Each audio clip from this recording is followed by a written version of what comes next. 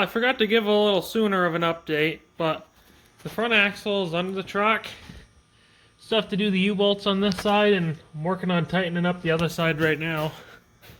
But I forgot to get an update video after the front axle was out of this truck, because I kind of got sidetracked and went and picked up a new headache rack and toolbox for my Duramax.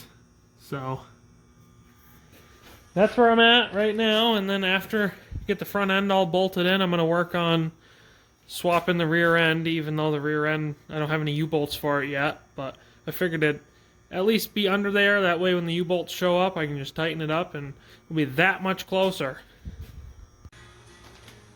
It's been a few days and I got a little bit more progress done on the truck.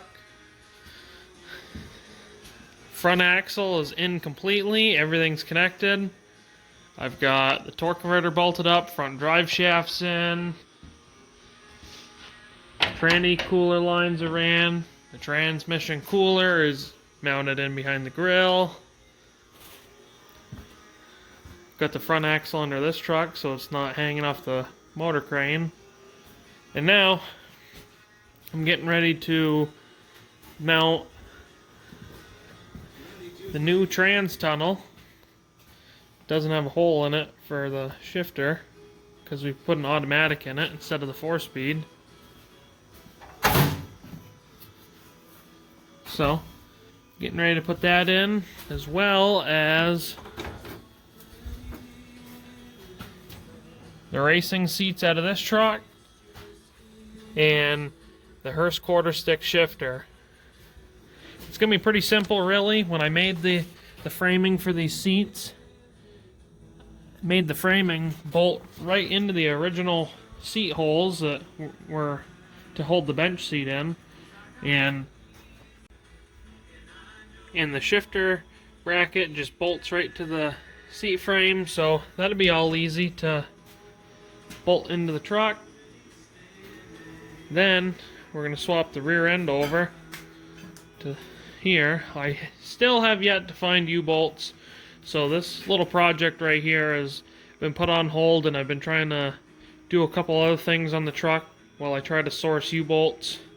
I've been trying to find people that have some of our friends, because I didn't really want to buy brand new ones, because later on this spring when we redo this truck again and make it streetable, I'm going to do away with these spring hangers and the blocks, and I would like to do a 4-inch shackle flip from Off-Road Design, get rid of the blocks and prevent any axle wrap we can.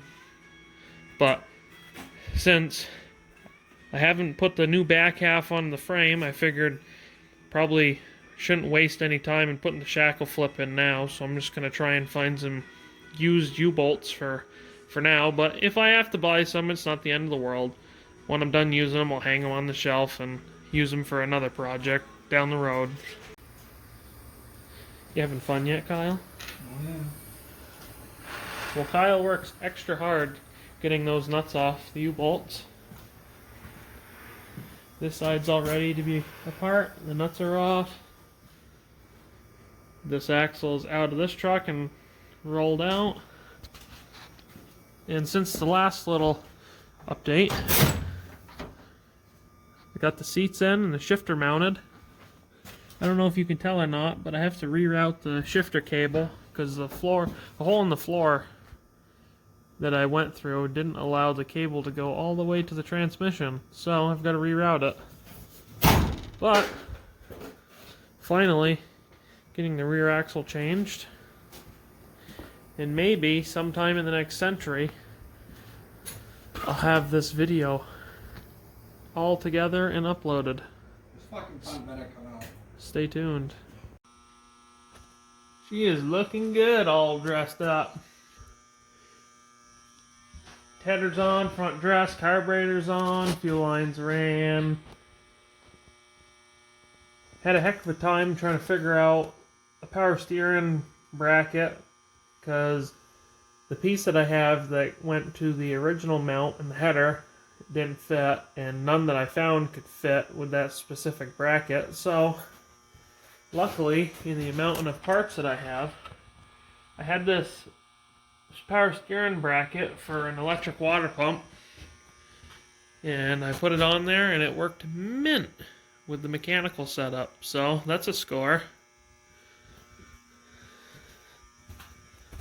We've got the rear end is completely in, shocks are on, and I know I've said it 100 times that I was looking for some, but the mechanic Derek at work came through and had U-bolts, so thanks Derek. Shocks are on. I'm having a problem running this rubber line for the brakes because this is where it goes, and the old brake line is pretty well rusted in there. So as much as I don't really want to, I'm gonna have to cut that off and flare a new piece on, even though this brake line is probably not the best. But we're doing this on a budget, so we're gonna work with what we have. Or I'll just tie it off and not have rear brakes. One or the other.